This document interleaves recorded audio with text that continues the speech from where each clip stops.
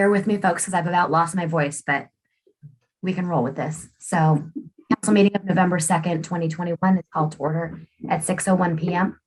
Councilmember Schmidt, would you please lead us in the pledge?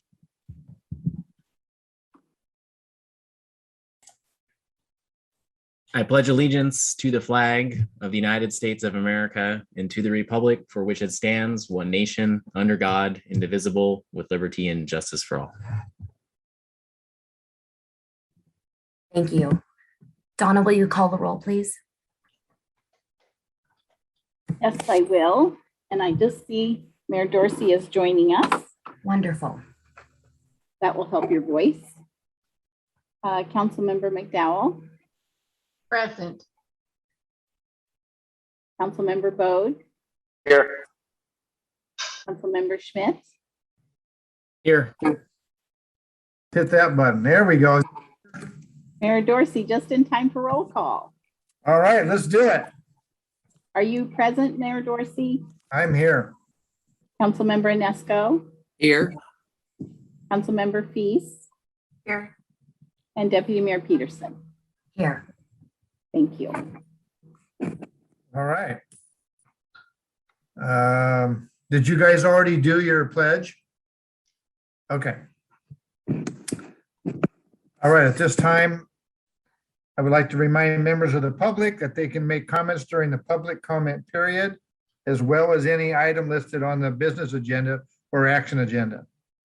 When making a public comment, you will need to raise your hand electronically on the Zoom app, state your full name and whether you reside in the city limits, Mason County, or elsewhere. Option number is join the Zoom meeting by clicking on the link that is displayed on the city's webpage. The link is listed on the agendas and minutes page under the tab that says more.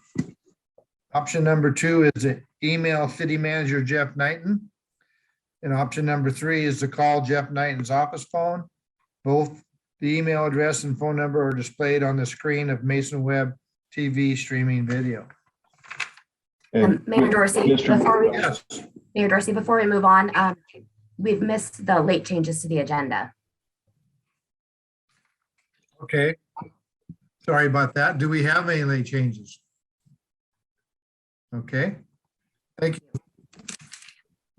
Any board reports to give for the council members? Okay. Is there a motion to approve the consent agenda as published? I move that we accept the consent agenda as published. Second. Okay, we have a motion and a second to approve the consent agenda as published. All in favor, say aye. Aye. Aye. All opposed? Motion carries. Okay, Donna, we'll move on to the public comment period. Do we have anybody interested in making a public comment? Let me take a look here, Mayor Dorsey. I don't see anyone with their hand raised electronically or otherwise, so we don't have any general public comments. Okay, thank you. You're welcome. I'm pissed. What was that? Somebody have a comment? No? I think that was Dean Jewett. Dean, are you wanting to make a public comment? Yes, I was. I was trying to raise my hand, but I was perplexed. Oh, we can hear Okay. you. Go ahead, So you Dean. heard, I didn't curse. Dean Jewett, didn't. Mason County resident. I just wanted to have some concerns heard. I know that they're not going to be answered, but I want everybody to understand them. And I'm sure that everybody's aware of the situation that we have going downtown. We have increased crime, tagging, vagrancy, panhandling, nude, illicit acts. I understand that we're passing, or hopefully passing, a no camping in town. I guess an issue that I have with that is, a city of Shelton employee has to contact that individual, and then there's a certain series of events that have to happen. I guess I would like to reach out and find out what is that series of events? Who is that employee? Are we talking a police officer? Or are we talking another employee of the city?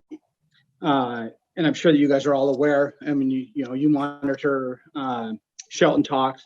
I mean, we're just having, we have people having sex in public on the gazebo. There's multiple businesses that have a bird's eye view of the post office park and what goes on there. There's clothes left all over town. There's food left all over town. There's bike parts. We're blocking sidewalks. There's other cities that have our same demographic, our same population base, and they don't seem to have some of these problems. And I've actually brought those up in the past. Where's the field trips so that we can take some of those tools and what they use and bring those to Shelton? I'm wondering, I mean, do the local businesses have to form a coalition and get legal guidance and assistance in which to get things to happen? I know there's certain council people that want to table conversations and have more conversations regarding this. As far as I'm concerned, I think a lot of businesses owners are concerned. We're tired of the talk. It's time for action. We have increased crime. Whatever happened to being proactive? If you guys take a look at the council mission statement, it talks about proactivity. I don't see that. I see reactive, but then even on the reactive side of it, nothing changes. If you keep doing what you've always done, you're going to keep getting what you've always got. And that's what we're doing. And it's getting worse. There's maybe, I don't know. I mean, I know there's certain individuals that live downtown, other ones don't. I mean, do you guys see this on a daily basis? We have sin taxes, sugar taxes, gas taxes. So, I mean, maybe we pass something that said maybe we have an enabling tax. So if there's groups that are enabling this type of behavior, let's tax them. We can use that money to help support the businesses that are a positive influence to the community. So, I mean, that's pretty much it. And that's what I have.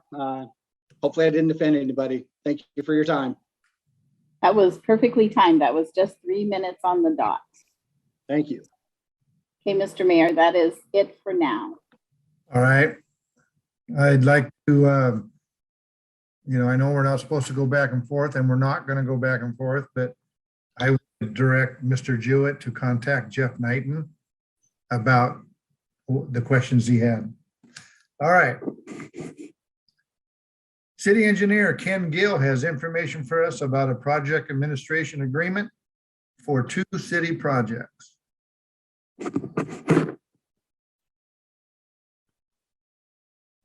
Good evening, council. It's good to see us snug in your homes on this spooky night after Halloween. So we had nothing scary tonight. We're just moving some projects forward. So you should see on your screen a air photo that shows a couple of projects I'm going to talk about tonight. Shelton was blessed in July to be awarded just shy of $750,000 for some pedestrian improvements.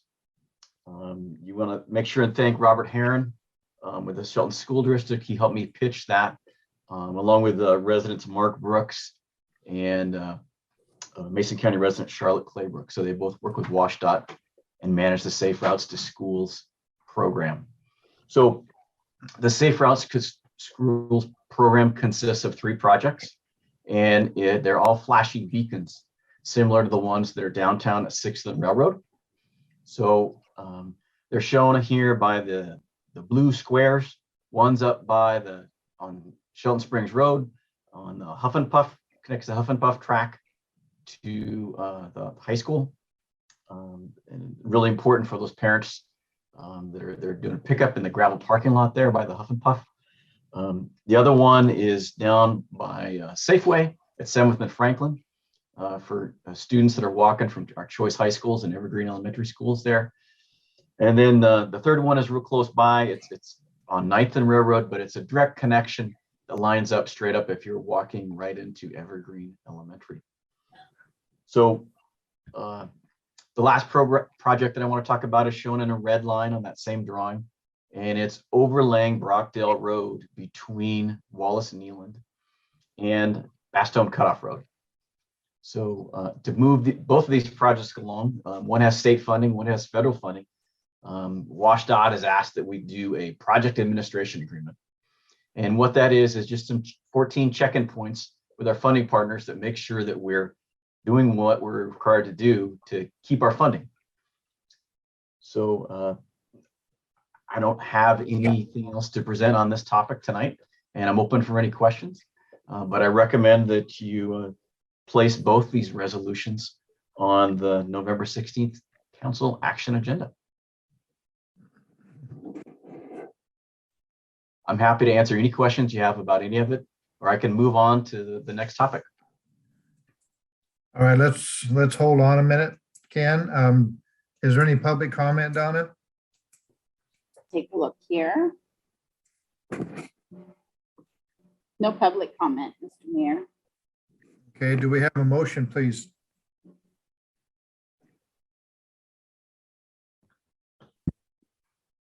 I move to place resolution number 1216-1021 and resolution number 1217-1021 on the action agenda for the November 16th, 2021 City Council meeting for further discussion.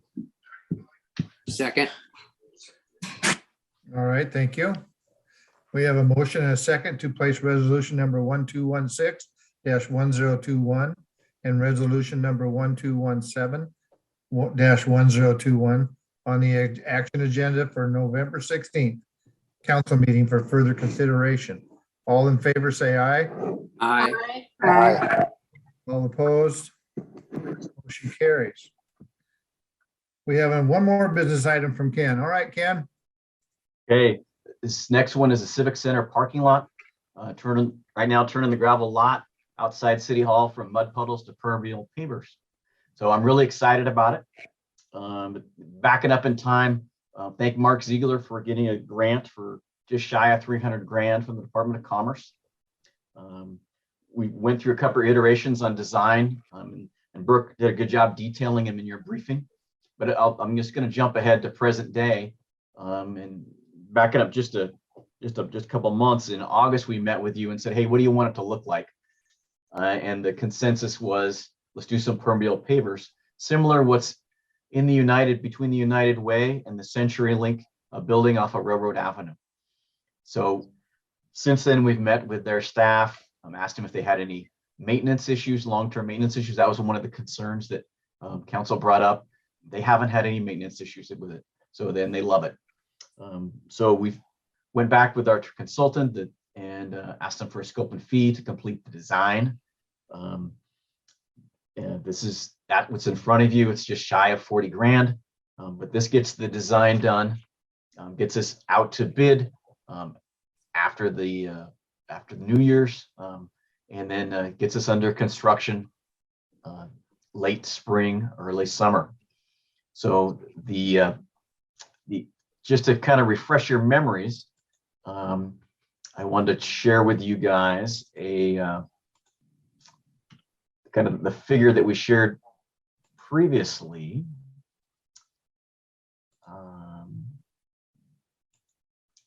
Just so we all know what we're talking about. And I should have done that at the start of my presentation, but this red line drawing from Director Harris is what we shared with you in August 24th. This is same thing we're doing, moving ahead. You end up with lots of parking, lots of landscaping, 4 basketball hoops, and some pickleball courts. So I'm excited about it, and I'm happy to answer any questions that you have. But I recommend that you move on your action agenda to your next council meeting. Councilmember Peterson, I see your hand up. Yeah, I just had one question. My recollection of our much earlier conversations had the basketball court at the opposite end nearest the Civic Center. And my understanding was that was due to the fact that our hope was to expand onto that city property that house is on now. So that whole section could be used for events and whatnot. When was the decision made to move it down to 4th? And do we have any concerns about how that's going to interplay with the long-term project itself? I need to get back to you on that. I think I don't remember when it was closer to a city hall, so it may have been before my time, Councilmember Peters. I don't know. Very possible. Let me get back to you on that. So I appreciate it, and super glad to see so many more parking spaces put in. I think it's well worth going with that design for a number of reasons. So thanks for your work, and I do look forward to hearing what you find out about the location of the courts. Okay. All right. Thank you, Deidre. Megan, did you have something? Yeah, hey Ken, in the consideration for this plan, we had also talked about possibility to, put some anchors down for maybe future event space. So is that still a consideration as well? So we spent a little bit of time that with the director Ziegler. And we researched some anchors, and we couldn't find one that we didn't think would break really easy. So they end up being, you'd go to use them and be broken, someone drives over something like that. So we've moved on to permeable pavers, and I'm not sure that I quite have a solution for you right now to present, but I'm still looking for you. But my best solution right now is that when we have an event, I'm trotting out there with rebar stuck in 5-gallon buckets. Are you our Yeah. sandbag guy? Yeah. So, but let us continue to research that through the design and get back to you on that. So, but I remember you asking me about that, and I haven't come up I with think a it great was, solution I think yet. it was Councilmember Peterson actually that asked it. Okay. Thank you. All right. Anyone else? If not, we'll look for, do we have any public comment, Donna? Let me take a look here.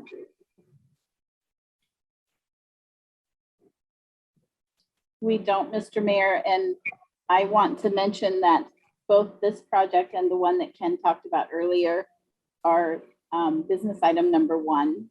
He had 2 together, which is unusual. So Ken will have 1 more for you all when we're finished with this one. All right, Can I say something, Kevin? sure. I had some technical difficulties, so I just got back on. So I missed Ken's presentation, but I saw it earlier today. We as a Lions Club with the city is very excited about this project. And it's coming, and it's going to be great to have it in the city. So I just say thanks, Ken, for all your work writing this up and planning it and all that good stuff. I appreciate it. All right. Welcome. Mayor Dorsey, if I may, just one more thing. I mentioned at a previous conversation, but Ken, is there a possibility of looking at concrete instead of asphalt for the basketball court? And the reason I ask is twofold. One is obviously it doesn't get nearly as hot and reflecting back out, but the other piece of that being more consistent with some of our downtown features and the ability to maybe color match in with the pavers. I don't need an answer to that now, but I just wanted to put it out while I'm thinking about it and make sure that you have that bit. Sure, I can answer that one. The basketball court has never been anything but concrete. So I know that for sure.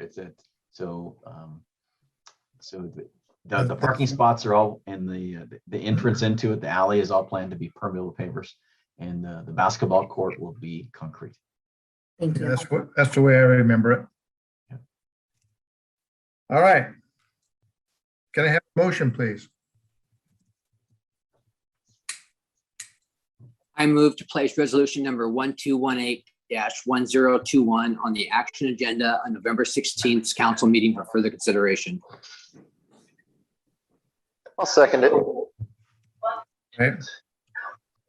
We've already asked our questions, right? So we have a motion and a second to place resolution number 1218-1021, action agenda of the November 16th council meeting for further discussion, consideration. All in favor, say aye. Aye. All opposed? Motion carries. Mayor, can I interrupt you one more time? Yes.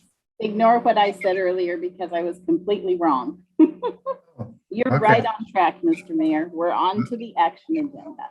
I Okay. apologize. Yeah, well, that's okay. I was a little confused, but that's all right.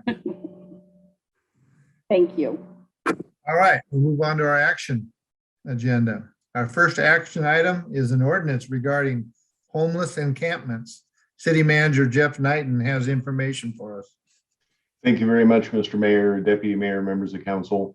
Donna was understood where Donna was coming from because I've been doing the same thing for about 2 weeks. I think I finally got it right. But on the action agenda tonight, you have ordinance number 1977-0921, and that is an ordinance that we, as staff members here at the city, have developed in order to address issues within the city regarding public camping.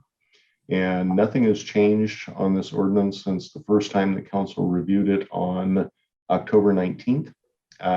Did want to make clear that if there is no jail space and if there is no shelter space, then none of the actions outlined under this ordinance can take effect. And I also wanted to answer a couple questions that were brought up earlier this evening during general public comment. The first of which is which public employees would be contacting these individuals. The answer to that is it's just a public employee. Typically, it will be a police officer, but it does not have to be. In the original version of this ordinance, it was specifically stated that it would be a police officer, but we changed that at council's direction to be any city employee make contact. And that could be code enforcement, police, some of our public works crews, not that they would take any enforcement action, but hey, there's public camping is prohibited. We have shelter space available for you, those types of things. There are resources available for you. The second one is the series of events leading up to any action taken. And those are outlined in the document as well. The first is contact, letting folks know that resources are available. Second is, the first is contact is, camping on public property is prohibited. Second is there are resources available. Third is transportation to those resources if they are available, shelter space and the like, before any type of enforcement action would be taken. So with that, and as I mentioned a little bit earlier, no changes have been made since council first saw this several weeks ago. I'm happy to answer any questions. All right. Thank you. Donna, do we have public comment? Yes, Mr. Mayor, there is someone named Julianne. I'm not sure of her last name, but she would like to make a public comment. So Julianne, if you'll unmute yourself, you have 3 minutes. And could you state your full name, please? My name is Julianne Gale. I live outside the boundaries of the city of Shelton, but I live in Shelton. And I speak as someone who has been homeless twice in the last 5 years in Mason County, not because I didn't have income, not because I didn't have good credit, but because I literally couldn't find any housing in my budget. And I think it's very dangerous if we start criminalizing poverty and homelessness. That doesn't help anyone get off the streets. It's much harder to get a job. It is much harder to find housing if you have a criminal record. It's much harder to afford any kind of support for yourself if you have to pay a fine. And also, as someone who used to work with homeless youth, I can tell you that shelters are not always safe options for youth or for people in general. And so I just urge you to reconsider another option that actually addresses the root causes of what causes homelessness in the first place, so that we're not punishing the people who are already the most down and out. Thank you all for your time and consideration. Thank you, Julianne. Anyone else, Donna? Let me take a look here. No one else, Mr. Mayor. Okay. Can you give me a second reading of ordinance number 1977-0921? Ordinance number 1977-0921, an ordinance of the City Council of the City of Shelton, Washington, enacting a new chapter 8.74 of the Shelton Municipal Code relating to public camping and homeless encampments. All right, thank you. Eric, do you have your hand up? But let me ask for a motion first. Do we have a motion here? I move we adopt ordinance number 1977-0921 as presented.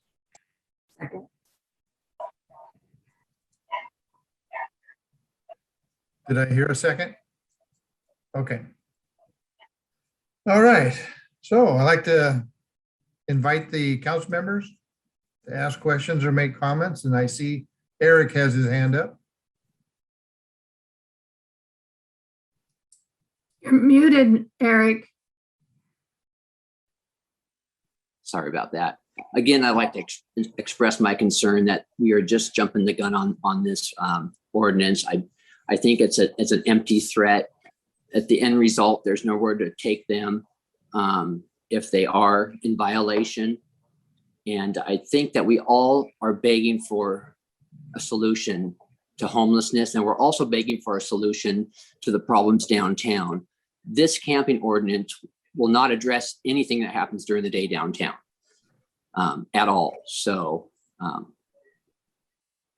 I really think we should rethink this and put a panel together of leaders and stakeholders and nonprofits and citizens and find a better way to handle this. I think that it's just too soon. We have so many more things that we could have dealt with in the beginning with some derelict properties, junk cars, garbage in their yards. And we jumped right to criminalizing homelessness, which I believe is a gray area. I am not an attorney. I think it's very gray. And I think that we're going to get ourselves in more trouble than it's worth by doing this. And also I agree with our guest, Julian, I believe, that said these people get these tickets and these fines, and it's not going to help them get a place down the road. So I really would like the council to reconsider putting a panel together of everybody who we can get involved and find a solution. And the first solution would be the mental illness and addiction. There's lots of services for those. I think we should go out and try to help people get those services before we start writing them tickets. Thank you. All right, thank you, Eric. James? I'm definitely excited that this is a first step. I don't think it's a solution to homelessness by any means, but it's us starting to enact some rules and guidelines for people to follow. And by no means do I feel like we are criminalizing the act of being homeless. We're not going out and checking that if you don't own a home or rent a home, that we're going to fine you for these things. We're designating areas you're not allowed to camp. So we're literally just setting up some rules. And if they follow those rules, they'll never see that ticket. So it's a very easy solution for them. Don't camp in these places. And if someone asks you to move or offers you to go to a shelter that's available or gives you a different resource, then take it. And then you won't have a problem. But I would love to jump behind the panel that Eric wants to do, and I would love to move this forward. I think addressing the root of it is definitely important, but we also have to have rules and guidelines. All right, thank you, James. Anyone else have a comment here? Okay. We have a motion and a second to adopt ordinance number. Mr. Mayor. Oh, Megan, I'm sorry. I highly suggest that we do come up with a task force, and we do, like James said, have to start somewhere. And if we are going to eventually develop a home fund to be able to fund mitigation sites and be able to better wrap around services and create a space where people can, again, so we can have an economic driver and help these folks get directly connected to employment, because that's the pathway to hope, is to make sure that folks have a mitigated home site and that they are attached to employment and education. We have to start somewhere. And this is the first step to allow us as a council to be able to move forward. And I think that a lot of the folks on here understand that. And I think that alongside us, we can make progress and create. You know what? I agree with Mr. Jewett. I think there's a heck of a lot of great best practices out there. And I think that we can do some, traveling around and see what's going to work for our community. And I hope that folks like Dean and other members of our community come together and help us put this mitigation set together. Thank you. Anyone else? All right. We have a motion and a second to adopt ordinance number 1977-0921 as presented. All in favor, say aye. Aye. All opposed? No. No, We got 2 opposed. So it's 5-2, motion carries. Thank you, everybody. All right, let's move on. We have another item from Jeff, a prosecution services contract. Thank you very much, Mr. Mayor, Deputy Mayor, members of council. Tonight we have the prosecution services agreement with Coker and Younglove LLC to serve as our prosecutor in the municipal court. The contract has not changed since you saw the original version on, what was it, October 19th? And I'd be happy to answer any questions if you have any. All right, do we have public comment, Donna? Let me look here. No, we don't, Mr. Mayor. Okay. Do we have a motion, please? I move that we approve the agreement for prosecution services as presented. Second. All right, thank you, Joe. Like this time, we'll invite each council member to ask questions, if any. Okay, thank you. We have a motion and a second to approve the agreement for prosecution services as presented. All in favor, say aye. Aye. I, Opposed? Motion carries. Excuse me. Our last action item is the cancellation of WSP's latecomers agreement. Jeff has the details. Thank you very much, Mr. Mayor, Deputy Mayor, members of council, and members of the public. So the item tonight, as council knows, we've been working on for nearly 3 years, 2.5. We were able to get this accomplished with the help of our legislative delegation, Senator Shelton, Representative McEwen, and Representative Griffey, and really appreciate their support on moving this project forward. And representatives from the Washington State Patrol have already signed this mechanism that will transfer the monies intended to fulfill the latecomers agreement obligation. Nothing has changed since the last time you saw this item on October 19th, and I'd be happy to answer questions if you have any. All right, thank you. Do we have any public comment? No, we don't, Mr. Mayor. All right, thank you. Do we have a motion, please? I move that we approve this agreement as presented.